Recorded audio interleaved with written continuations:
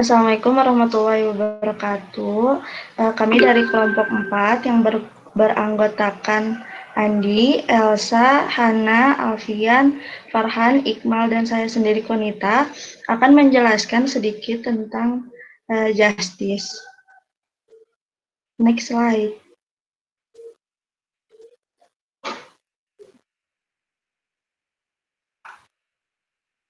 Nah, poin pembahasannya ada 4. Yang pertama ada pengantar, yang kedua ada citizenship, yang ketiga fairness, yang keempat leadership. Next. Nah, di pengantar ini ada pengertian dari justice. Justice atau keadilan merupakan kondisi kebenaran ideal mengenai sesuatu hal, baik itu mengenai suatu benda ataupun manusia.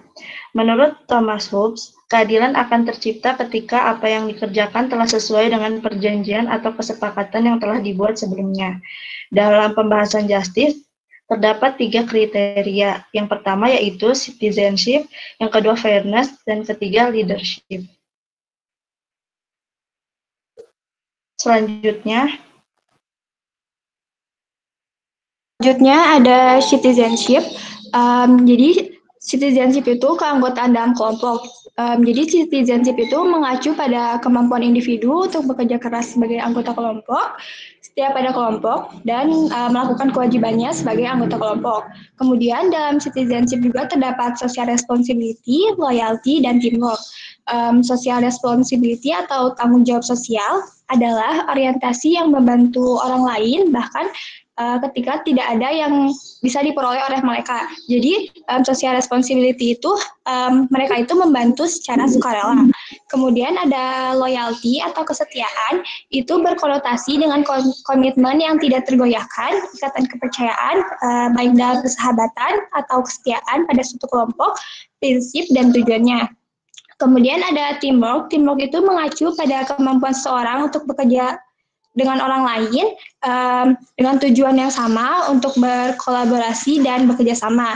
Jadi citizenship, social responsibility, loyalty, dan teamwork itu mewakili perasaan identifikasi dan rasa kewajiban untuk kebaikan bersama yang mencakup diri, tetapi melampaui kepentingan diri sendiri. Jadi individu dengan kekuatan ini juga memiliki rasa tanggung jawab yang kuat dan bekerja untuk kebaikan kelompok. Selain itu, individu dengan kekuatan ini juga kemungkinan besar aktif dalam urusan kemasyarakatan dan komunitas, misalnya kayak memberikan suara, bergabung dengan asosiasi sukarela, dan menyumbangkan waktu dan uang untuk tujuan-tujuan sosial dan lingkungannya. Kemudian ada theoretical tradition, jadi citizenship, social responsibility, loyalty, dan teamwork itu pada dasarnya relasional. Jadi menggambarkan perilaku individu dalam konteks hubungan antar pribadi, tetapi sekali lagi yang lebih pentingnya itu hubungan kelompok. Contohnya kayak setia pada teman, kerabat, atau negara. Nah, psikolog juga menggambarkan kekuatan ini itu sebagai elemen empati dan sebagai indikasi dari pengenalan moral tingkat tinggi yang mencerminkan kelayakan, kesetiaan, dan kepercayaan. Jadi individu dengan kekuatan ini juga bisa sangat tegas dalam penolakan untuk bertindak demi kepentingan diri mereka sendiri. Next. Selanjutnya ada pengukuran. Di pengukuran citizenship itu ada yang pertama social responsibility scale yang dikembangkan oleh Golf, Mikulski, dan Neal pada tahun 1952 yang digunakan untuk siswa sekolah menengah dan perguruan tinggi. Sebagian besar item itu diambil dari MMPI. Nah, kelompok item dalam skala ini tuh menunjukkan pada tanggung jawab sosial seperti perhatian yang lebih besar terhadap masalah sosial dan moral, ketidaksetujuan atas hak privilege dan dukungan, penekanan pada tugas dan disiplin diri, konvensionalitas yang lebih besar, pemberontakan berkurang, kemudian rasa percaya dan keyakinan yang lebih besar pada dunia seperti keterangan, jaminan, dan keamanan pribadi yang lebih besar. Kemudian dalam social responsibility scale juga ada yang menurut Berkowitz dan Letterman yang mengadaptasi skala dari D.B. Harris yang mengukur tanggung jawab sosial pada anak-anak dan menggunakan 8 item skala yang digunakan untuk orang dewasa. Item dalam skala social responsibility scale juga tentang sikap yang tepat dari individu kepada teman, komunitas, dan refleksi diri. Selanjutnya, dari Spencer, Pratt, and Hansberger, mereka itu mengembangkan 29 item Youth Social Responsibility Scale. Kemudian bentuk pendeknya itu 10 item. Item ini itu mengenai pandangan remaja tentang tanggung jawab normatif, misalnya kayak orang muda memiliki peran penting dalam membuat dunia menjadi lebih baik. Kemudian ada selain YSRS, Spencer dan rekannya juga mengembangkan Youth Inventory of Involvement, yaitu ukuran dengan skala yang menentukan frekuensi keterlibatan seseorang dalam berbagai aktivitas politik, komunitas, dan layanan sosial. Jadi baik YSRS dan YI itu berkorelasi dengan ukuran dukungan sosial, optimisme, harga diri, pola asuh otoritatif, pencapaian identitas, dan diskusi masalah sosial dengan orang tua dan teman sebaya. Kemudian Starrett pada tahun 1996 menyatakan bahwa karena kita itu menghuni komunitas global, maka tanggung jawab sipil kita juga melampaui batas bangsa dan negara. Nah, untuk mengukur perbedaan individu dalam global social responsibility, yaitu menguji inventaris item dengan sampel 219 orang dewasa yang berbeda dalam tingkat aktivitas sosial mereka. Jadi di sini itu terdapat 3 subskala. Yang pertama, Global Social Responsibility adalah skala yang menunjukkan sikap tentang tanggung jawab individu dan pemerintah atas masalah global. Kedua, ada Responsibility for People, jadi komunitas atau perspektif tanggung jawab internasional, kayak misalnya setiap orang itu harus memberikan sebagian waktunya untuk kebaikan kota atau negaranya. Yang ketiga, kemudian ada social conservatism cell. Jadi itu tuh menunjukkan sikap yang bertentangan dengan perspektif global, kayak misalnya cara hidup orang Amerika lebih unggul dari negara lain manapun. Kemudian ada The Loyola Generativity Scale oleh McAdam dan De Aubin. Ini tuh skala laporan mandiri yang menilai perbedaan individu dalam perhatian generatif, termasuk perhatian untuk meneruskan keterampilan, pengetahuan kepada orang lain, dan untuk memberikan kontribusi kepada komunitas yang baik, untuk melakukan hal-hal yang meninggalkan warisan abadi, dan untuk memelihara dan mengambil tanggung jawab untuk orang lain. Kemudian yang terakhir ada skala visi moralitas oleh Shelton dan McAdams. Ini tuh dikembangkan untuk memanfaatkan pilihan moral dalam kehidupan sehari-hari. Jadi skala visi moralitas itu memiliki 3 subskala, yaitu pribadi, interpersonal, dan sosial.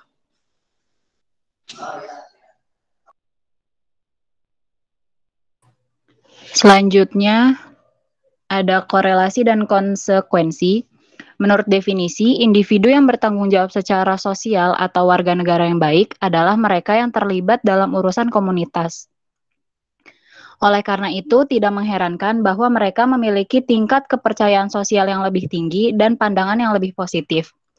Remaja yang terlibat di setidaknya satu kegiatan ekstrakurikuler di sekolah atau organisasi berbasis masyarakat memiliki pandangan yang lebih positif terhadap sesama anggota masyarakat. Pemuda dari keluarga yang lebih berpendidikan lebih positif tentang partisipasi sipil, dan pemuda yang terlibat dalam aktivitas politik atau kuasi politik cenderung lebih toleran. Faktor pendukung dan penghambat. Meski anak muda kecil kemungkinannya untuk terlibat dalam organisasi politik, studi longitudinal telah menunjukkan bahwa partisipasi dalam kegiatan semacam itu di sekolah menengah memprediksi aktivitas politik di tahun-tahun perguruan tinggi. Secara historis, kelompok pemuda memiliki misi yang sama dalam membina karakter generasi penerus penerus bangsa dengan mengintegrasikan anak muda ke dalam norma dan adat istiadat tatanan sosial. Bersama-sama, anak muda bisa membentuk karakter organisasi, secara kolektif memutuskan tujuan kelompok, dan tahan satu sama lain, lalu bertanggung jawab untuk merealisasikan tujuan tersebut. Selanjutnya ada aspek gender, lintas nasional, dan lintas budaya. Perbedaan gender telah didokumentasikan dalam beberapa studi tentang tanggung jawab sosial serta korelasi perilaku dan sikapnya. Gambarannya lumayan konsisten. Wanita lebih mungkin dibandingkan pria untuk menunjukkan kualitas empati dan rasa bersalah atas kegagalan untuk memenuhi kebutuhan orang lain. Begitu pula dengan perempuan di Amerika Serikat dan di beberapa negara lainnya.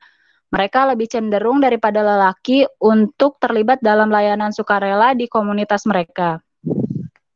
Remaja yang terlibat dalam kegiatan ekstrakurikuler atau kelompok masyarakat memiliki tingkat yang lebih tinggi daripada rekan-rekan mereka yang tidak terlibat dalam kepercayaan sosial, altruisme, komitmen untuk kebaikan bersama, dan dukungan terhadap hak-hak para imigran untuk inklusi penuh dalam masyarakat mereka.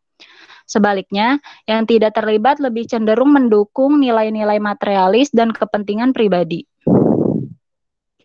Intervensi yang disengaja, menurut penelitian, selama 1 dekade terakhir, pembelajaran layanan telah dilembagakan di pendidikan publik di Amerika Serikat. Program-program ini sangat bervariasi dari beberapa aspek, dari segi isi, durasi, dan intensitas. Apakah komponen reflektif merupakan bagian dari pembelajaran? Apakah program dilakukan oleh individu atau kelompok? Dan apakah itu melibatkan kaum muda atau komunitas anggota dalam desain dan pengambilan keputusan? Namun, bukti menunjukkan bahwa partisipasi dalam program pembelajaran layanan menghasilkan hasil yang positif, seperti peningkatan toleransi, kepercayaan, komitmen untuk kesempatan yang sama, dan keragaman budaya. Materi selanjutnya akan dijelaskan oleh Farhan dan Alfian.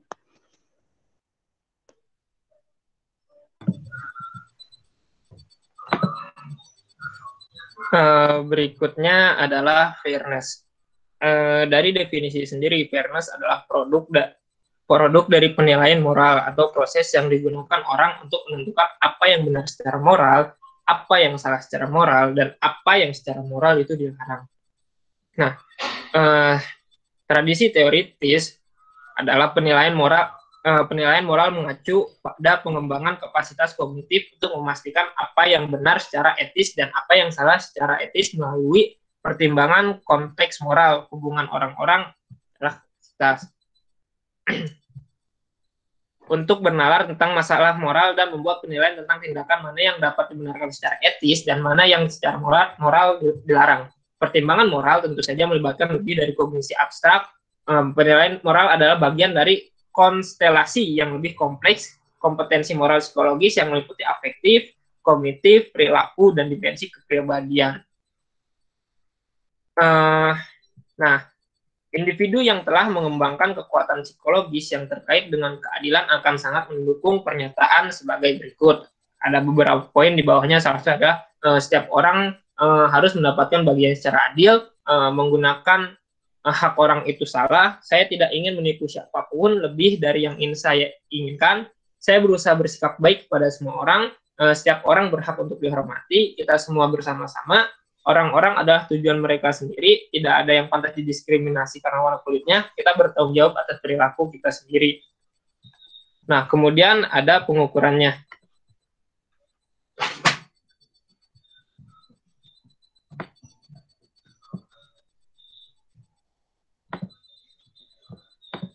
Untuk pengukurannya, menurut Kohlberg merancang satu set sketsa dilema moral yang disajikan secara lisan kepada individu. Nah, jadi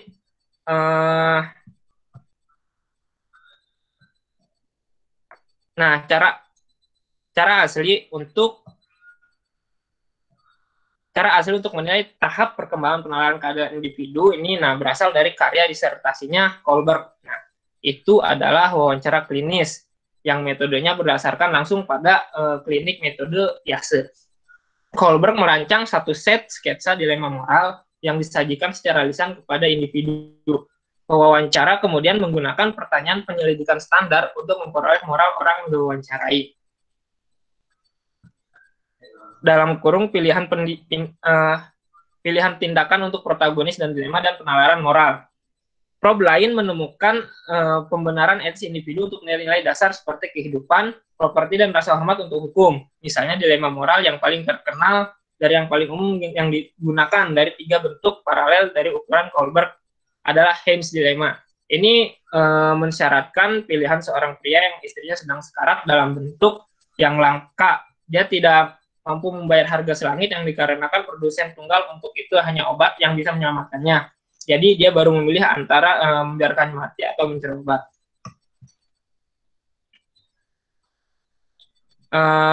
Pengukuran yang berikutnya adalah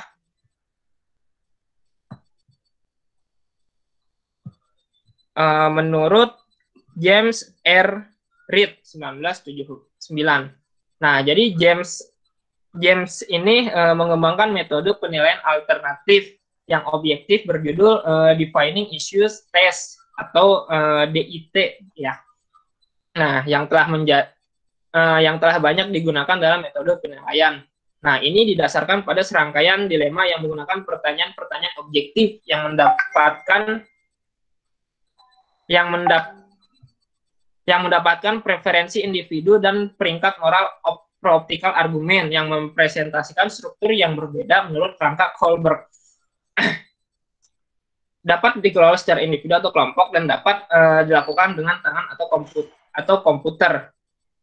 DIT menyajikan dilema, termasuk dilema Haynes, dan argumen untuk kedua pilihan tindakan yang mewakili masing-masing tahapan dalam perkembangan model. Responden menilai dan memberi peringkat pada argumen, psikometrik, properti untuk DIT. Nah, kemudian pengukuran yang terakhir itu dari John Gibbs. Ya. Nah, John Gibbs dan rekan-rekannya ini menciptakan satu set instrumen. Pertama, instrumen Socio-Moral Reflection Measure, SRM, dan versi masing-masing dari SNJI, versi tertulis yang dikelola kelompok. Itu tujuannya adalah untuk mengumpulkan data secara lebih efektif dalam format kelompok tertulis. Responden baca dilema dan pernyataan dan tulis jawaban terbuka yang dinilai secara individual dengan manual pengkodean. Dua instrumen berikutnya lagi-lagi dalam bentuk yang lebih pendek dan bentuk yang lebih panjang dimaksudkan untuk menyejajarkan DIT dengan menawarkan item objektif untuk administrasi tertulis kelompok dan penilaian objektif. Di format ini dilema tidak disertakan, melainkan partisipan penelitian semata menanggapi argumen moral yang disiapkan.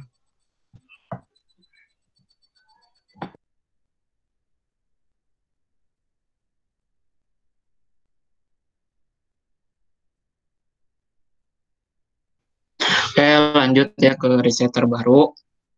Di sini ada dua penelitian yang menunjukkan bahwa tentang fairness. Yang pertama, dalam penelitian yang berjudul Distributive Fairness and the Social Responsibility of the Representative of a Group. Nah, dalam penelitian ini menunjukkan bahwa suatu perwakilan kelompok ini cenderung mengubah keinginan individu untuk menerima suatu fairness ini karena suatu tanggung jawab sosial. Dan juga menunjukkan bahwa kelompok kecil atau kelompok mini ini cenderung menjadi standar gitu dalam proses fairness ini karena keadilan individualnya itu lebih rendah daripada keadilan yang ibaratnya minimum anggota itu cenderung lebih kuat. Jadi kalau secara singkatnya itu sebuah keadilan ini timbul dari setiap individu akan relatif karena ada di posisi yang berkelompok dan atas dasar tanggung jawab sosial. Nah, lalu dalam penelitian yang kedua yang berjudul Costly Fairness in Children in Implicit by Who is Watching. Nah, dalam penelitian ini ditujukan kepada anak-anak untuk melihat apakah anak-anak ini cenderung menolak atau menerima suatu alokasi yang menguntungkan kepada dirinya. Nah, hasilnya itu menunjukkan bahwa si anak-anak ini lebih cenderung menerima alokasi yang menguntungkan ketika rekan sebayanya itu tidak menyadari keuntungan mereka. Jadi secara singkatnya itu, kalau secara ringkasnya, suatu rasa keadilan ini akan timbul dari setiap anak itu tergantung dulu, melihat dulu siapa yang ada posisi saat itu. Misalnya kalau si anak tersebut eh, eh, apa ya, anak-anak yang lainnya tidak menyadari, si anak tersebut akan lebih cenderung tingkat fairness-nya itu lebih rendah gitu. Tapi kalau si anak-anaknya itu lebih yang lainnya menyadari atau diperhatikan oleh orang-orang dewasa, nah si anak itu akan merasa timbul fairness-nya itu lebih tinggi. Oke, next.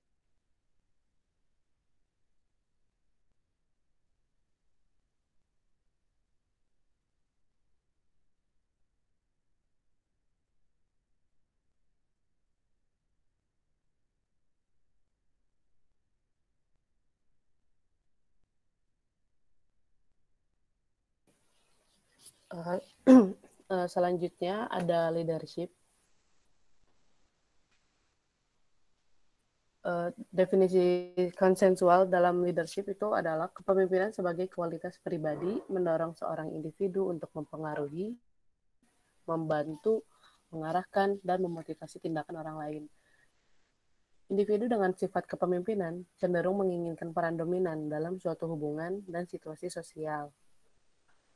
Kepemimpinan sebagai kualitas pribadi mencerminkan motivasi dan kapasitas untuk mencari, mencapai, dan berhasil melaksanakan peran pemimpin dalam sistem sosial.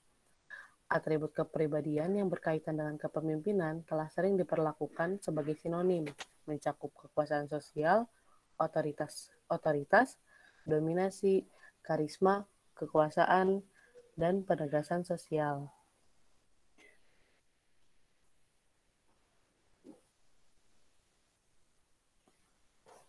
Belum lama ini, para ahli teori mulai menekankan kepemimpinan sebagai pengaruh, di mana para pemimpin menggunakan visi dan kekuatan kepribadian untuk menginspirasi dan memberdayakan orang lain untuk tindakan yang luar biasa. Contoh dari hak tersebut adalah orang-orang yang berpengaruh pada abad ke-20 yang memiliki kualitas kepemimpinan, seperti Franklin Roosevelt, Winston Churchill, Mohandas Gandhi, dan sebagainya. Adapun orang-orang yang orang-orang dengan sifat kepemimpinan kemungkinan besar memiliki pernyataan tentang diri mereka sebagai berikut. Saya lebih suka mengambil peran kepemimpinan dalam kelompok. Saya sering dapat merencanakan tindakan untuk kelompok saya. Saya sering dapat memotivasi orang lain untuk bertindak dengan cara tertentu. Saya sering dapat membantu orang lain melakukan tugas yang lebih baik. Saya sering dapat mengorganisasi orang lain agar mereka dapat bekerja sama dengan lebih efektif. Orang biasanya mencari saya untuk membantu memecahkan masalah. Orang-orang pada umumnya mencari saya untuk mengatasi konflik dan tetap berkelompok. Saya sering menjadi juru bicara untuk kelompok saya. Saya biasanya mengambil inisiatif dalam situasi sosial.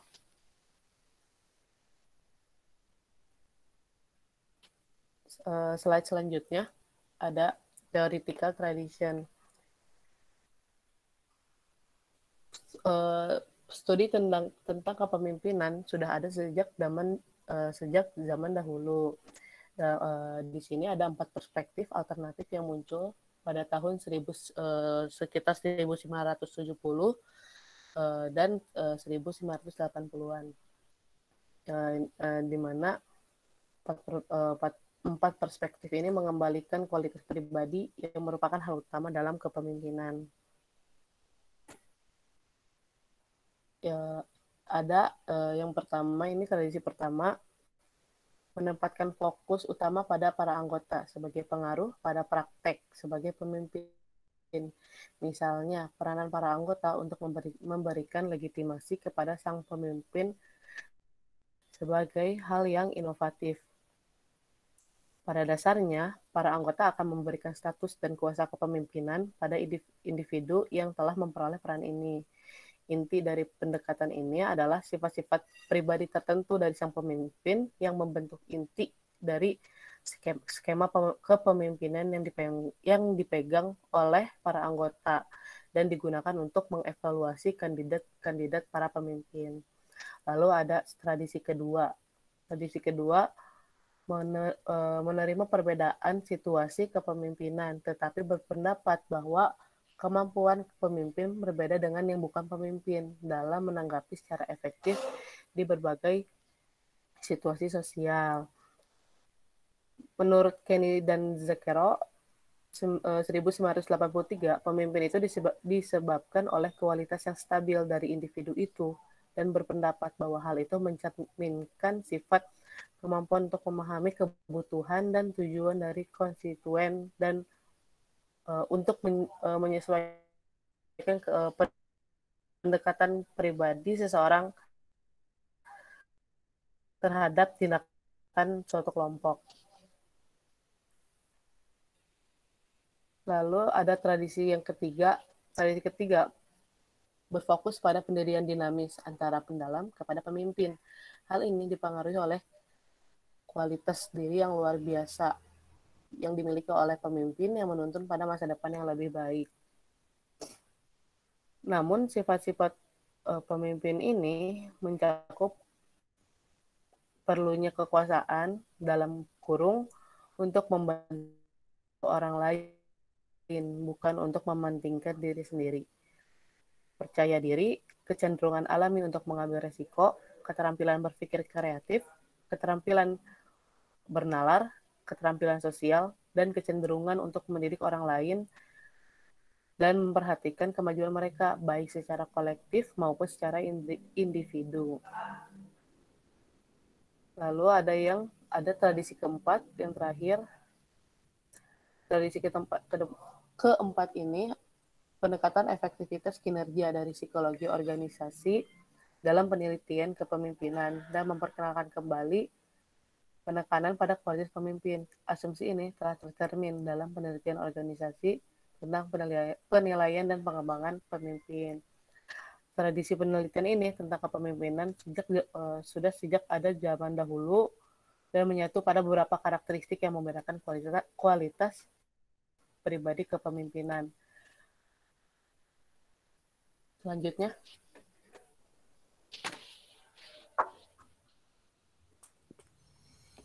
Selanjutnya untuk pengukuran di sini ada beberapa. Yang pertama ada leader behavior description questionnaire.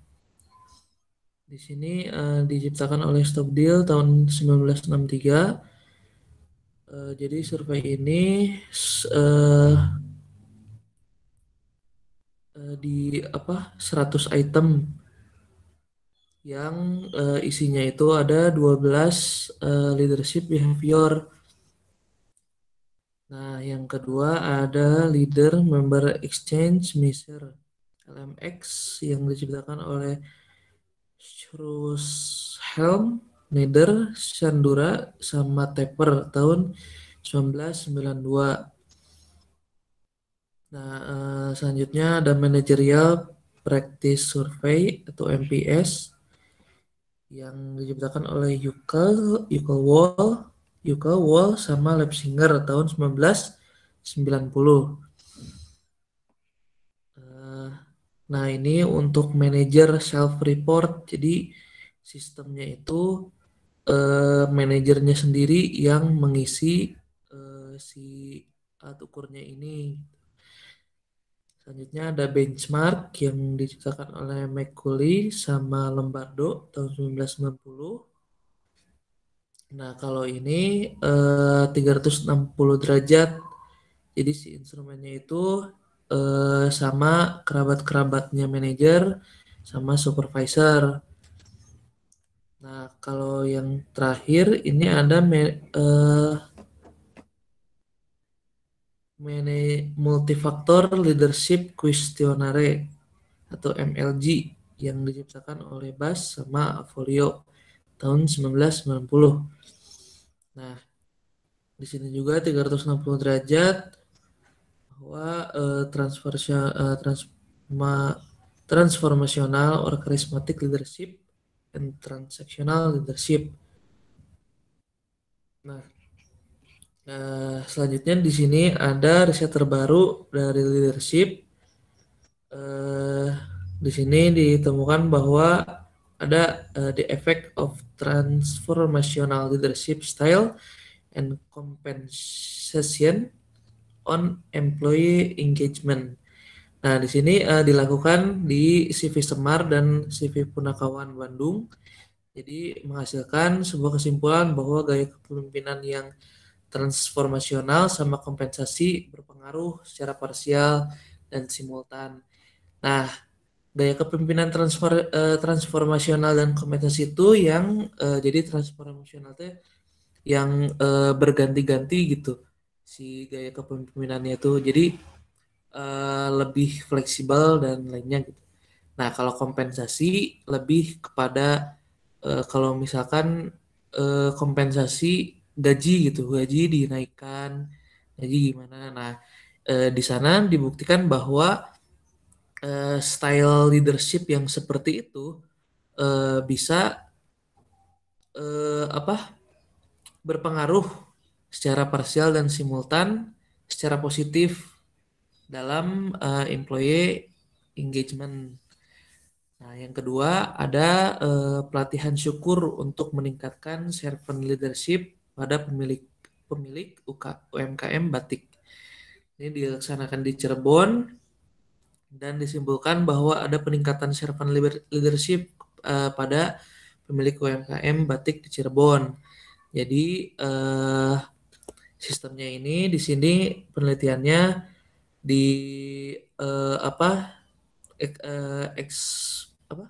eksperimental dibagi dua, ada yang kontrol dan ada yang kelompok eksperimen. Jadi 12 pemilik UMKM, yang 5 sebagai kontrol dan yang 7 diberikan servant leadership. Seperti itu. Selanjutnya, silakan kepada moderator.